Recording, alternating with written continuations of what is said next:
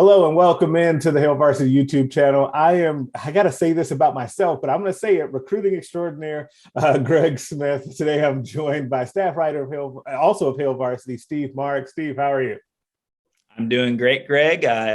It's a big day here in Nebraska with the men's and women's basketball double header. So I'll be down there at PBA at around 8 p.m. tip for the women. So going to be a late one for me, but it's going to be exciting for them to get back on the court after that COVID pause. Yeah, you've got a late one. Those 8 p.m. starts. Ooh, I don't envy you on that. Like it's always a huge debate in football circles when you talk about like start times, like kickoff times, and which ones are Yeah. the best ones. I have determined that it depends on like what you're at the game for. In our like business, I prefer to be there, like have them early because I don't like I get up super early anyway. I get up at 4 a.m. every day, so it doesn't really like bug me to like get up and then go do an 11 a.m. kick. But once we get into those night kicks and we're still there, and I'm getting home at 1 a.m., that Yeah. becomes a whole different thing. Yeah, absolutely. I don't know what I prefer really. Like I don't know. It's 8 p.m.'s fine, but like yeah, for what we do content wise, like getting out a recap and just kind of writing down things from the game for people and fans to read at like 11 o'clock. That's not great, but it is what it is. They need to get these games in, and it's going to be a fun day in Lincoln. Yeah, absolutely. Now, speaking of this content that we put out, this is a new video series that Steve and I are starting this week, where we just kind of dive into once a week. We're going to do this every Thursday, and these will run live on our YouTube channel, and then we'll post them on the site every Thursday, where we just dive into a hot topic to do with Nebraska football. It can be a wide range of things. You guys are used to seeing me on here talk about recruiting only. I'm going to spread my wings a little bit, and we'll have our recruiting guy in here, Steve Marik, to kind of talk about these things. And the first one that we want to get into is thanks to Trev Alberts, the athletic director for Nebraska, who had this to say on Sports Nightly during his monthly appearance there on Wednesday night. Quote, I understand that, and he said this about the revamped coaching staff. I understand that we do really well sometimes in the offseason here. The reality is that I think that football has a lot of momentum right now. So, Steve, I guess when you first saw that quote or heard that quote, listened to it, what did you think when he first said that? Well, what I thought when I first heard it was like, wow, Trev is like spitting fire right here. He's spitting facts, because it is every single offseason. It seem like the same thing with Nebraska football. They do a lot of good things. They seem to have a lot of positive momentum. But recently that positive momentum hasn't transitioned or turned into or morphed into on-field production. So yeah, it's just kind of like this endless loop of good things happening in the off season, attracting good talent. But then when it comes time for the actual season, the losses start piling up. So yeah, when I heard Trev say that, I was like, oh dang, Trev, that's pretty like hardcore for an athletic director to say, but it's also true. So credit to Trev, I guess. Yeah, and it also made me think that Trev Alberts just continues to strike me as someone that pays attention, right? And that seems to actually have his finger on the pulse of what's going on, because you're right, that every offseason, this is kind of a thing. And it's now become like this running joke that has become such a thing that it's almost annoying about Nebraska being offseason champs and the phrase drink the Kool-Aid and all of that. And I just get so tired of hearing that all the time. But I understand what it's rooted in, because it is rooted in the fact that Nebraska does seem to do very, very well in this kind of December to February kind of range. When, oh, by the way, they could have been playing in a bowl game, but they weren't during that time. But they do a good job of all the other things, and then the games start, or the training starts, and then the games start, and then it all kind of falls apart. So I thought it was a really astute observation and comment by Trev Alberts. But all that being said, I do think that there is, I don't necessarily want to call it momentum. I think that there are positive things happening that could potentially set Nebraska up to be more successful this year.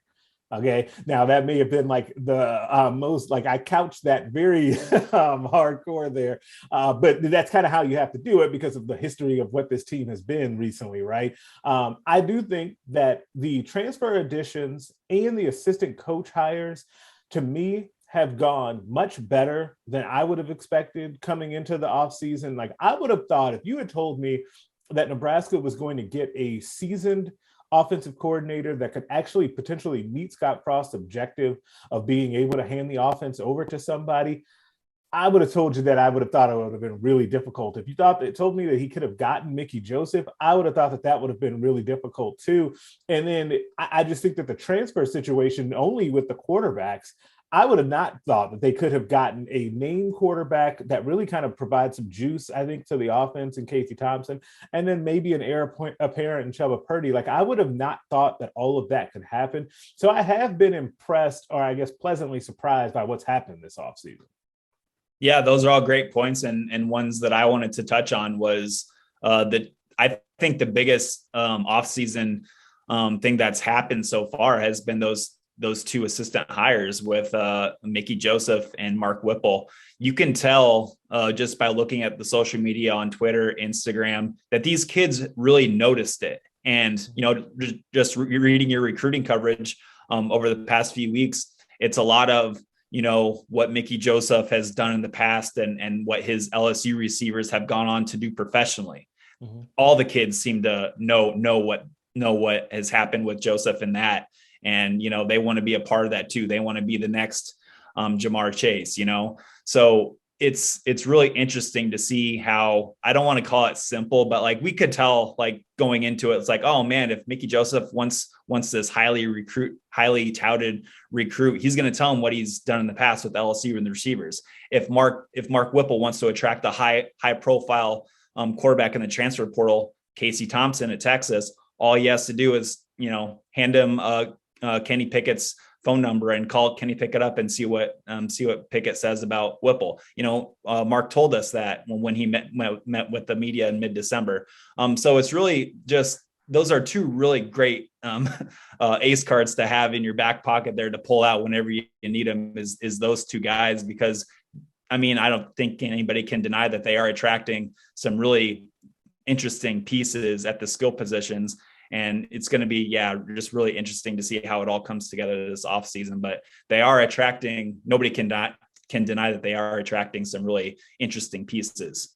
Yeah, absolutely. And I think that if there's, on the flip side of that, for me, if there's any, I guess, pause for concern, and it's not even necessarily his fault, but I think that Donovan Raiola occupies kind of an interesting place right now because of all of the new additions, and Bill Bush is kind of a new addition in a way as well. He had been on the staff. He's very well known around here, but he had not been in this role. And he's been extremely well received on the recruiting trail for sure.